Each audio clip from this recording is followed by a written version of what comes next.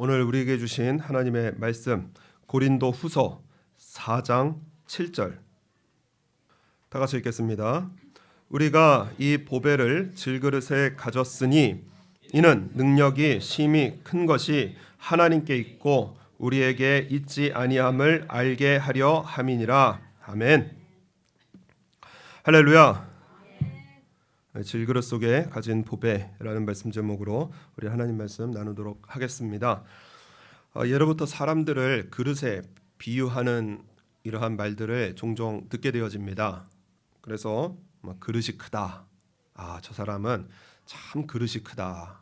그래서 마음도 널찍하고 그리고 잘 품고 심성도 좋고 그래서 뭔가 잘 될 것 같다. 그러면은 그릇이 크다 이렇게 말을 하기도 합니다. 또 반대로 그릇이 작다 이렇게 말을 하기도 합니다. 그래서 심성이 작고 그리고 마음이 좁고 그리고 화를 잘 내고 그리고 잘 삐지고 옹졸한 이러한 것을 우리 그릇이 작다 이렇게 표현을 하기도 합니다. 또 대기만성이라는 사자성어를 쓰기도 합니다. 큰 그릇은 늦게 이루어진다. 그래서 확실히 큰 그릇은 늦게 이루어지잖아요. 오래 만들어야 되니까. 그래서 큰 그릇은 늦게 이루어진다라는 뜻에서 대기만성 그런 표현을 쓰기도 합니다. 하나님께서도 사도 바울에 대해서 그릇으로 비유를 하십니다. 사도행전 9장에 주께서 가라사대 가라 이 사람은 내 이름을 이방인과 임금들과 이스라엘 자손 앞에 전하기 위하여 택한 나의 그릇이라 이렇게 말씀을 합니다. 하나님께서 세계 선교를 위한 일꾼이라면서 아나니아라는 이러한 사람에게 사도 바울을 소개하실 때에 나의 그릇이다 이렇게 말씀을 하십니다. 오늘도 우리에게 택하신 그릇이다 이렇게 말씀을 하십니다. 7절 말씀 보면 우리가 이 보배를 질그릇에 가졌으니 질그릇 그러니까 흙으로 만든 그릇입니다. 하나님께서도 좀 폼이 나게 금그릇 그렇죠? 금 좋잖아요. 금그릇 하다못해 은그릇이더라도 좀 좋은 곳에 비유를 해주시지 왜 금그릇 은그릇이 아니고 질그릇인가? 왜 하필이면 질그릇이라고 말씀을 하셨는가? 이것은 비유로 하신 말씀입니다. 이 질그릇은 토기장이의 손으로 빚어진다라는 것입니다. 이사야서 64장 8절의 말씀에 보면은 여호와여 주는 우리 아버지 신이이다. 우리는 진흙이요 주는 토기장이시니 우리는 다 주의 손으로 지으신 것이라. 이렇게 말씀을 하십니다. 창세기서야 하나님께서 모든 인간을 창조하실 때에 마지막에 사람을 창조하신 상황을 그대로 말씀하십니다. 우리는 진흙이었는데 볼품없는 흙덩어리였는데 그런데 하나님께서 토기장이로서 우리를 만드셨다 이렇게 말씀을 하십니다. 한국에 봄이 되면 올해는 인터넷 들어가 보니까 코로나 때문에 열리지 못했다고 하는데 봄이 되면은 4월 달, 5월 달에 도자기 축제가 열리는 도시들이 있습니다. 한 군데가 이천 그리고 한 군데가 여주 이렇게 도자기 아주 대형 행사가 열리게 되어집니다. 수많은 사람들이 도자기 만드는 장면을 가까이서 볼 수 있고 그리고 만드는 체험을 직접 하기도 합니다. 외국인 관광객들도 체험을 하는데 잘 될 리가 없죠. 그러면서 막 물레 잘못 돌려서 막 흙이 튀기도 하고 그리고 힘을 잘못 줘가지고 한 순간에 이게 망가지기도 하면서 그러면서 오마이갓 하면서 웃으면서 막 그것을 즐기는 이러한 그 외국인의 모습도 보게 되어집니다. 그런데 이게 전문가 손에 가면 다릅니다. 그 전문가들이 그 행사 기간에 그 도자기 만드는 모습을 보여주거든요. 이 관광객들이 탄성을 자아낼 정도로 볼품없는 흙덩어리 한 덩어리가 그 손에 쥐어지니까 이리 반죽하고 저리 반죽하고 이리 돌리고 저리 돌리니까 그냥 관광객들이 감탄을 자아낼 정도로 아주 멋진 작품들이 그 손에서 나오게 되어집니다. 그래서 그릇 하나에 한국 비용으로 수십만 원에서 수백만 원 정도에 이르기까지 고급 제품으로 판매가 되어집니다. 볼품없는 흙 한 덩어리가 토기장이의 손에 거치니까 고급 예술 작품이 되어져요. 우리는 진흙이었는데 우리를 만드신 분이 누구시냐? 바로 우리 아버지 하나님이십니다. 볼품없는 이 인생이 하나님 손에 빚어지면은요, 예술 작품으로 하나님께서 우리를 빚어내세요. 그래서 우리의 모든 인생은 하나님께 맡겨드려야 됩니다. 에베소서의 말씀에 보면 에베소서 2장 10절에 우리는 그의 만드신 바라라는 말씀이 나옵니다. 이 우리는 그의 만드신 바, 헬라어로 포이에마라고 합니다. 포이에마. 이것이 무슨 말이냐면 바로 작품, 그 작품 중에 걸작품을 말씀을 합니다. 그러니까는 하나님께서 저와 여러분을 만드셨는데 어떻게 만드셨느냐? 걸작품으로 만드셨다는 거예요. 하나님께서 온 우주 만물을 창조하시고 그리고 뭐라고 하셨냐면 심히 좋으셨다라고 말씀을 합니다. 그것이 신약 성경에는 포이에마라고 기록이 되어져 있어요. 그렇기 때문에 하나님께서 우리를 보실 때 어떻게 보세요? 심히 좋으시게 저와 여러분을 보시는 겁니다. 포이에마라는 단어에서 영어 단어가 하나 나왔는데 poem, 시라는 영어 단어가 나왔습니다. 그러니까는 이 시를 쓸 때 그냥 메모 쓰듯이 확 쓰는 사람 없잖아요. 생각을 하고 또 생각을 해서, 그래서 장고의 시간을 묵상을 한 뒤에 태어나는 것이 바로 한 편의 시입니다. 우리 하나님께서 저와 여러분을 창조하실 때 생각을 하셨어요. 그런데 언제부터 생각을 하셨느냐? 에베소서에 보면은 창세전부터. 오늘 내가 우연히 태어나서 우연히 살아가는 존재가 아니라 하나님의 우리가 알 수 없는 그 지혜와 경륜 가운데 하나님께서는 창세전에 나를 하셨고, 나를 생각하시고 또 생각하셔서 나를 창조하신 분이 바로 우리 아버지 하나님이십니다. 그래서 저와 여러분은 대충 살아가는 것이 아니라 하나님의 걸작품이에요. 우리 옆 사람들 한번 보세요. 하나님 걸작품. 뭐야 이거, 이러지 마시고 또 옆 사람 보시고. 우리가 죄로 많이 망가져 있기 때문에, 우린 육체를 입고 살고 있기 때문에 이 모습이지만 하나님께서 보실 때는 걸작품들입니다. 사랑하세요. 그리고 존귀하게 보십니다. 그래서 하나님께서는 우리 모든 사람, 하나님께서 창조하신 작품이기 때문에 한 사람 한 사람이 소중합니다. 그죠? 그래서 우리는 소중한 하나님의 작품이기 때문에 작품은 좋고 나쁨을 비교하는 게 아니에요. 너는 나쁘고 너는 이래서 안 되고, 그죠? 너는 이래서 안 되고 나는 옳고. 이것은 작품이 아니라 상품의 원리입니다. 상품은 어때요? 두 개 좋은 거 비교해서 더 좋은 거 사거나 아니면 더 싼 거 사거나, 두 개를 비교해서 그래서 좋은 것이나 싼 것을 취하는 것이 바로 상품입니다. 하나님께서는 우리를 상품으로 만드신 것이 아니라 작품으로 만드셨어요. 모나리자, 비너스 어느 게 더 좋냐 말 못하는 거예요. 각자의 개성과 그리고 각자의 예술적 가치가 있는 것입니다. 하나님께서 저를 보실 때 하나님의 작품으로, 하나님께서 우리 한 사람 한 사람을 보실 때 하나님께서는 작품으로 보시기 때문에 내가 이 사람을 판단하고 내가 이 사람을 평가하고 정죄하고 비판하는 것은 하나님께서 우리에게 맡기신 권한이 아니라는 거예요.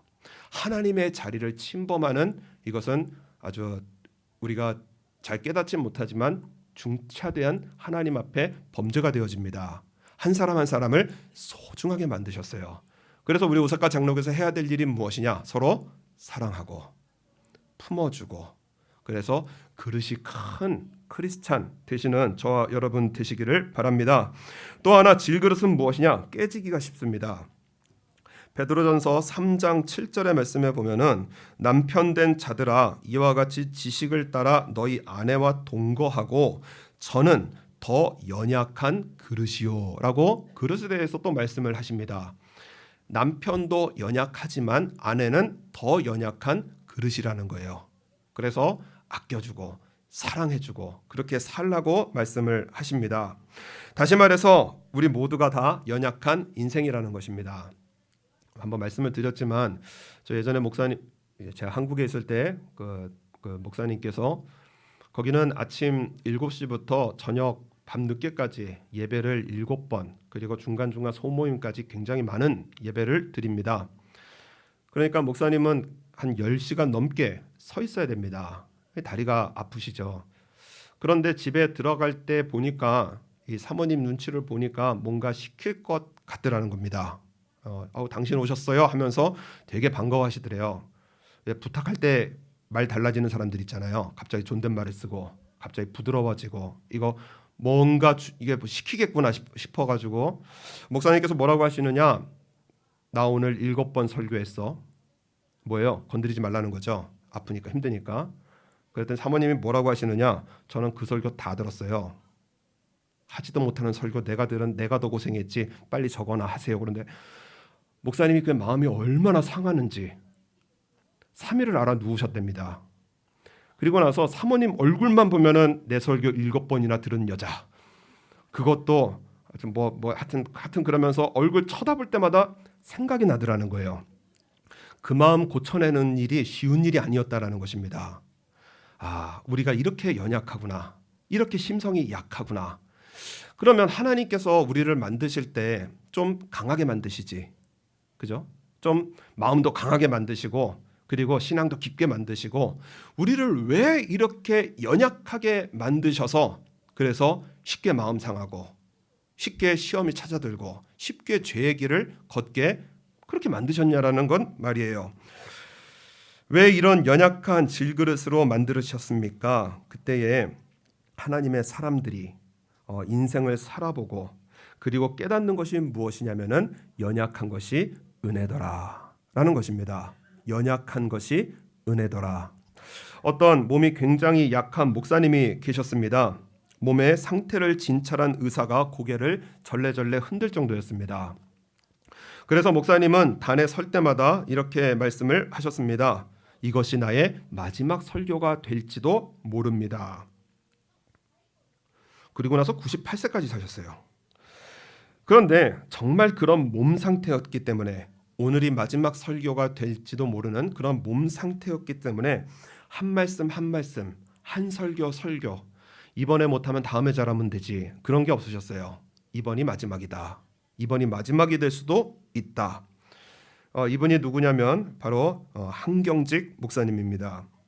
인터넷에서 살아계실 때 설교를 들어보았는데 80세에 이런 설교를 하셨습니다. 여러분, 약한 것이 능력입니다. 강한 것이 능력이라고 세상이 가르치지만 예수님으로 사는 사람은 약한 것이 능력입니다. 왜냐? 약하기에 주님을 더 의지하는 것이 바로 진짜 능력입니다. 이렇게 말씀을 하시는 거예요. 세상에선 강한 게 능력이라고 합니다. 그래서 많은 재물을 채워놓고 그리고 지위가 올라가고 강한 게 능력이라고 하지만은 오늘 우리에게 주시는 말씀이 무엇이냐? 약한 게 능력이라는 거예요. 왜냐? 연약한 우리가 담을 수 있는 분이 계시는데 오직 우리 예수님이십니다. 약하기 때문에 우리는 예수님을 담는 거예요. 그래서 오늘 7절 말씀에 보면은 우리가 이 보배를 질그릇에 가졌으니, 내가 이악 물고 아등바등 살아가는 것이 아니라 내 안에 계신 우리 예수님께서 저와 여러분의 능력이 되어 주십니다. 나는 연약하지만 하나님의 능력은 심히 크시기에 우리는 오직 예수님으로 사는 것이 심히 큰 능력의 길을 걷는 것입니다. 그래서 8절 말씀 보면은 8절 말씀, 우리가 사방으로 우겨쌈을 당하여도 쌓이지 아니하며 답답한 일을 당하여도 낙심하지 아니하며 핍박을 받아도 버림받지 아니하며 거꾸러뜨림을 당하여도 망하지 아니하고, 우리 10절 말씀 한번 다 같이 읽겠습니다. 우리가 항상 예수 죽인 것을 몸에 짊어짐은 예수의 생명도 우리 몸에 나타나게 하려 함이니라. 아멘. 예수님과 함께 죽고 예수님으로 함께 살라, 이렇게 말씀을 하시는 거예요. 문제가 나를 사방을 둘러 진칠지라도, 오늘 말씀해 보면 사방으로 우겨쌈을 닫고, 그리고 내 일이 풀리지 않아서 답답한 일을 당하고, 또 막 여러 군데에서 상사로부터 회사로부터 핍박을 당해도, 그리고 내가 감당하지 못한 문제로 거꾸러짐을 당하여도 오직 누구 바라보라고 하시느냐? 예수님만 바라보라고 하시는 거예요. 왜냐? 예수님께서 우리의 능력이 되어 주십니다. 내가 쌓이지 않으려고, 내가 낙심하지 않으려고, 내가 버림받지 않으려고, 내가 망하지 않으려고 발버둥 치는 것이 아니라 우리의 인생 예수님만 바라보고 예수님으로 사는 삶은 우리 예수님께서 쌓이지 않게 하시고, 우리 예수님께서 낙심하지 않게 하시고, 우리 예수님께서 버려지지 않게 하시고, 우리 예수님께서 망하지 않게 하시고 항상 저와 여러분을 지키신다라는 거예요. 그래서 우리의 모든 삶은, 나는 질그릇이기에, 연약하기에, 우리 뭐 능력 없잖아요. 우리 뭐 힘 없잖아요. 우리 뭐 건강 없잖아요. 그렇기 때문에 이 연약한 질그릇에 우리의 능력이요 지혜요 우리의 유일한 구원의 신 우리 예수님을 담으라는 거예요. 내 인생에 예수님을 담으라는 것입니다.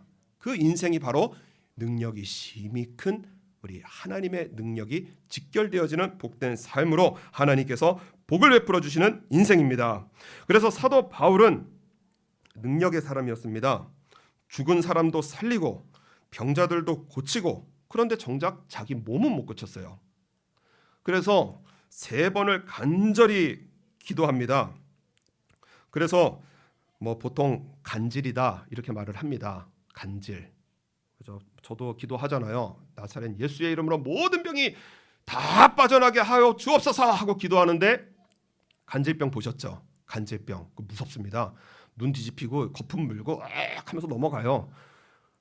사도 바울이 막 안수하고 기도하는데 갑자기 간질로 막 넘어가요. 그 얼마나 스타일 구기겠어요. 야, 네 병이나 고쳐라, 네 병이나 고쳐라, 그러지 않겠어요? 복음 증거하는데 이거 도움이 안 되지 않습니까? 또 안질이면 눈병이거든요. 계속 눈 이렇게 뜨고 눈물 닦고 예수님을 믿으면 우리의 구원의 하나님이십니다, 이러고 다니면은 이게 안 되잖아요. 그래서 사도 바울이 3번에 걸쳐서 생명을 건 기도를 드립니다. 그런데 예수님께서는 사도 바울의 병을 고쳐주신 것이 아니라 아예 이겨버리게 만드십니다. 이김을 주세요. 그래서 사단의 가시가 내 몸에 박혀 있는 것은 바로 나를 자고하지, 너무 교만하지 않게 하시고, 그리고 오직 내 안에 예수님만이 살아가게 하시는 이 병이기 때문에 감사하구나, 병을 믿음으로 확 이겨버리게 하십니다. 그래서 상황이 해결되어서 이기는 것이 아니라 그냥 예수님께서 나와 함께 계시기에 이미 이긴 자의 삶을 걸어가는 거예요. 그래서 로마서의 말씀에 보면은, 우리 로마서를 한번 찾아보겠습니다. 8장.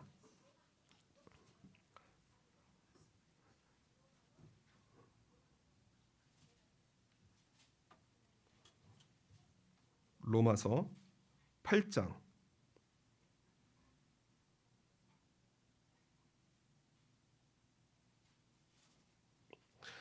36절 제가 읽겠습니다.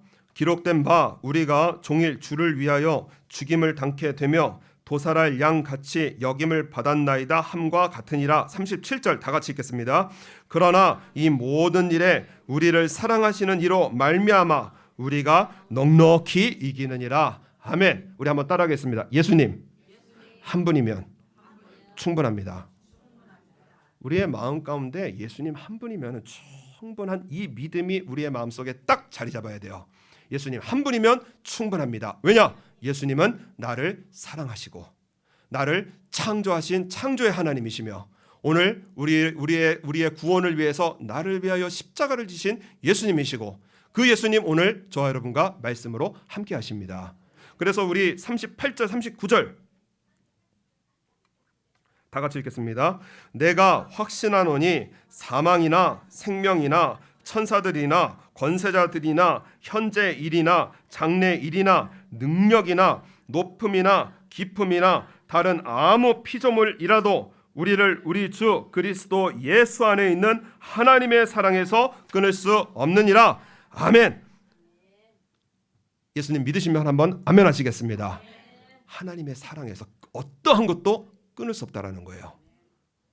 내 삶의 환경, 내가 감당하지 못하는 문제, 내 몸에 쥐고 있는 병들, 내가 예수님을 믿는 믿음으로 주님, 나 주님 사랑합니다. 예수님 감사합니다. 고백으로 살아가는 삶은 예수님께서 오늘 약속이 뭐예요? 하나님의 사랑에서 끊을 수 없는 하나님의 사랑이 부어지는 삶으로 살아 승리한다는 것입니다. 그렇기 때문에 우리의 내 안에 계신 오늘 우리 예수님만 바라보는 것입니다. 나는 질그릇이에요. 괜찮아요. 능력 없어요. 괜찮아요. 학력 없어요. 괜찮아요. 재산 없어요. 괜찮아요. 내 안에 계신 예수님께서 나와 함께 계시기 때문에 오늘 내가 예수님을 믿는 믿음으로 한 걸음을 걷기 시작하면, 진정으로 예수님을 믿는 믿음으로 한 걸음을 걷기 시작하면, 그러면 어떠한 것도 끊을 수 없는 하나님의 사랑이 저와 여러분을 향하셔서, 그래서 우리의 삶을 하나님의 능력의 길로 인도하시는 우리 아버지 하나님이십니다. 그래서 오늘 본문 다시 돌아오셔서 고린도 후서 4장 7절,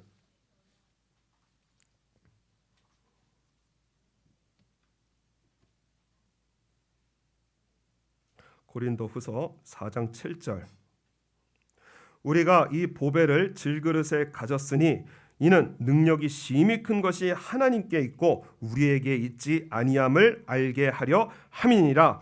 하나님의 능력 과연 도대체 무엇인가? 하나님의 능력이 무엇인가? 우리 고린도전서 1장 18절, 고린도전서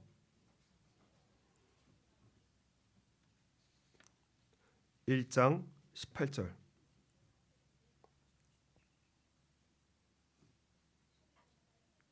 우리 한번 다 같이 읽겠습니다. 십자가의 도가 멸망하는 자에게는 미련한 것이요 구원을 얻는 우리에게는 하나님의 능력이라. 하나님의 능력이 뭐죠? 십자가의 도입니다. 멸망하는 자에게는 미련한 거예요. 왜냐? 십자가는 회개의 자리거든요. 십자가는 죽음의 자리거든요. 그러니까는 멸망하는 자들, 내가 왜 회개해야 돼? 내가 뭘 잘못했어? 내가 왜 죽어야 돼? 못 죽는 거예요. 회개의 자리에 못 앉는 것입니다. 그러나 나는 질그릇이기에 내 안에 계신 예수님께서 나의 구원자이시기에 구원을 얻는 우리에게는 하나님의 능력이라. 회개하는 것이 즐겁고, 회개하는 것이 하나님의 웃는 얼굴을 보게 되어지는 것이고, 회개하는 것이야말로 진정한 하나님의 능력이라는 것을 깨우치는 사람이 걷는 길이 바로 십자가의 도, 십자가의 길이 되어집니다. 우리 예수님께서는 우리의 구원을 다 이루셨습니다. 다 이루셨어요. 그래서 예수님께서 십자가에서 마지막으로 하신 말씀이 무엇이냐? 다 이루었다. 헬라어로 테텔레스타이라는 단어인데 완전히 돈을 다 지불하였고 전혀 너는 빚지지 않았다라는 경제 용어입니다. 그러니까 우리 예수님께서 십자가는 우리가 지은 죄가 빚의 장부에 남지 않도록 깨끗하게 청산해 주신 하나님의 능력입니다. 그렇기 때문에 예수님의 이름으로 우리 하나님 앞에 나아가면 우리의 모든 죄가 용서를 받는 것입니다. 그래서 질그릇과 같이 우리 연약한 인생, 그죠? 잘 깨지고 쉽게 깨지고 쉽게 죄짓고 어느 순간에 죄의 길을 걷고 있는 우리들이 해야 될 일이 무엇이냐? 이 질그릇에 보배가 담겨지듯이 우리의 마음속에 예수님을 모시는 것이 진정한 회개입니다. 내 마음속에 예수님을 모시는 것이 진정한 회개예요. 회개는 죄에 대한 뉘우침이 아닙니다. 회개는 죄에 대한 후회가 아닙니다. 회개는 죄에 대한 고통을 끌어안고 있는 것이 아닙니다. 진정한 회개는 무엇이냐? 바로 예수님을 내 마음속에 모시는 거예요. 그래서 예수님과 함께 살아가는 것이 진정한 회개의 길이 되어집니다. 한국에 이강호라는 목사님이 계시는데 동대문에서 섬유 사업으로 큰 돈을 벌어서 서울 시내 곳곳에 최고급 레스토랑을 세우게 되어지고 한국 최대의 캐바레를 운영하는, 그래서 직업만 그 유흥업소에서 일하는 직원만 200명이 넘고 수많은 빌딩들을 구입하면서 별명이 밤의 황제로 살았다고 합니다. 낮에는 사냥과 승마와 골프를 즐기고 밤에는 클럽에서 술 파티를 벌여서 늘 만취해서 귀가하는 정말 엉망인 이러한 삶을 살았다고 합니다. 남편 몰래 교회를 다니며 믿음이 좋았던 부인이 견딜 수가 없는 겁니다. 그래서 이대로 나랑 이혼해 주세요 하고 집을 나가버리게 되어집니다. 이분이 삶은 엉망이었지만 부인은 부인을 너무 사랑했고 이대로 이혼하면은 새 아이의 앞날이 어떻게 될까 걱정이 되는 거예요. 그 순간에 아이들이 생각났습니다. 과연 아이들은 나를 어떻게 보고 있을까? 아빠로서 나를 어떻게 보고 있을까? 가장으로서 나를 어떻게 보고 있을까? 우리 부인은 남편으로서 나를 어떻게 보고 있을까? 생각이 여기까지 미치니까 정신이 번쩍 들더라는 거예요. 죄는 무서운 게 죄의 길을 걷고 있으면 모릅니다. 내가 죄의 길을 걷는지, 내가 비판을 하면서 내가 하나님 앞에 큰 심판받을 길을 걷는지, 내가 이웃을 미워하면서도 나는 옳은 줄 아는 심각한 착각에 빠지는 것, 이게 죄예요. 그래서 성경에서는 죄를 심상히 여기지 말라고 그랬어요. 죄를 가벼이 여기지 말라고 그랬습니다. 왜냐? 죄의 길을 걷고 있는데도 몰라요.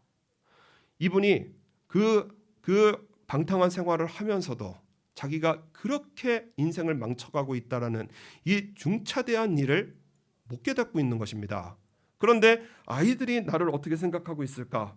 여기에 정신이 번쩍 들더라는 거예요. 자신의 엉망인 삶을 고치고 싶은데 도대체 어디서부터 해야 될지 모르기 때문에 근처에 있는 교회를 찾아갔고 하나님의 은혜로 예배 중에 예수님을 믿는 믿음으로 영접을 했습니다. 이분의 그날 들었던 설교로 믿었던 것이 무엇이냐면 예수님께서 나를 고치신다. 찌들어 있고 중독돼 있고 그리고 그 유흥문화에 완전히 빠져 있던 나를 지금은 내가 나를 못 고치지만 그러나 예수님께서 나를 고치신다. 이 믿음으로 예수님과 동행하는 첫 걸음을 걷게 되어집니다. 아내가 있는 곳을 찾아가 눈물로 용서를 구하며 삶이 새로워집니다. 신학교에 입학을 하게 되어지고 잠원동에 교회를 개척하며 레스토랑 빌딩을 다 팔아서 주일을 섬기며 무려 130명의 목회자를 길러내는 목회자의 대선배로서 교도소에서 복음을 전해서 수감되었던 죄수가 7명이 목회자가 되어지고 1988년부터 30년 동안에 40만 명 이상을 먹이고 돌보는 그러한 주의 종으로서 그렇게 귀하게 쓰임받는 거예요. 이분이 하시는 말씀이 그렇습니다. 진정으로 예수님과 사니, 진정으로 예수님과 사니 밤의 황제로 살았던 때와 비교할 수 없는 행복을 주신 예수님을 꼭 전하고 싶다. 이것이 이분의 일생의 목적이에요. 예수님을 진정으로 만나고 모시고 사니까 그러니까는 밤의 황제로 얼마나 요즘 불금 그러잖아요. 불타는 금요일. 그래서 밖에 나가서 인생 즐기려고 얼마나 애를 씁니까? 밖에 즐거운 게 많아요. 그러나 예수님을 진정으로 만나니까 밖에 있는 것들이 다 쓰레기같이 아무것도 아니더라는 거예요.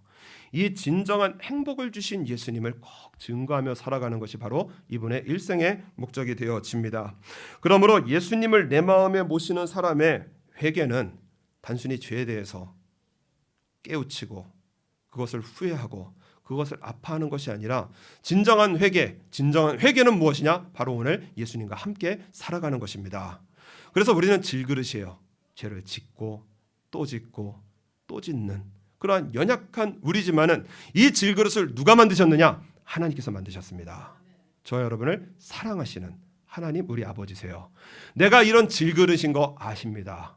죄를 짓고 또 짓는 넘어지고 넘어지는 상처받고 상처받는 심판의 대상인 나라는 것을 우리 주님께서 너무 잘 아셔서 그래서 나 대신 예수님께서 십자가에서 죽으시고 우리의 모든 죄를 용서하셨고 그렇기 때문에 우리에게 하라고 하시는 일이 무엇이냐? 우리 예수님 모시고 회개의 길을 복되게 걷는 사람, 하나님의 심히 큰 능력이 우리의 삶에 임하게 되어집니다. 죄는 무섭습니다. 우리를 지옥에 끌어가는 지옥과 같은 인생의 고통을 만나게 하는 것이 바로 죄입니다. 그러나 우리의 회개는 모든 죄의 사슬을 다 끊어버리고 하나님의 천국의 삶, 천국의 기쁨을 이 땅에서 만끽하고 누리면서 살아가게 하는 것이 바로 회개의 삶입니다. 이 질그릇과 같은 인생에 예수님 오셨으니 이 은혜 우리 귀하게 받아 우리 매일의 삶 우리 한번 따라하겠습니다. 주님 감사합니다. 예수님 사랑합니다. 이 고백으로 막 뭐가 나올 것 같아도 주님 감사합니다. 예수님 사랑합니다. 지난주에 우리 청년 머리를 이렇게 툭 쳤거든요. 그랬더니 제가 오후 예배 때 그랬죠. 머리를 맞아도 감사합니다 하면은 암에 걸리지 않습니다. 머리를 툭 쳤더니 감사합니다 이러더라고요. 그래서 야 네가 이겼다 그렇게 말도 하는데 비판이 나오고 미움이 나오고 정죄가 나오고 두려움이 나오고 고통이 나올 때 이거 속는 겁니다. 사단이 속이는 거예요. 왜냐? 질그릇이거든요. 그때에 우리의 입술의 예배로 주님 감사합니다. 예수님 사랑합니다. 그것으로 믿음으로 우리 확 이겨버리셔서 하나님의 심히 큰 능력, 저와 여러분의 능력으로 우리 능력의 길을 걸어가시는 복된 하나님의 백성의 삶으로 승리해 나가시는 저와 여러분 되시기를 바랍니다.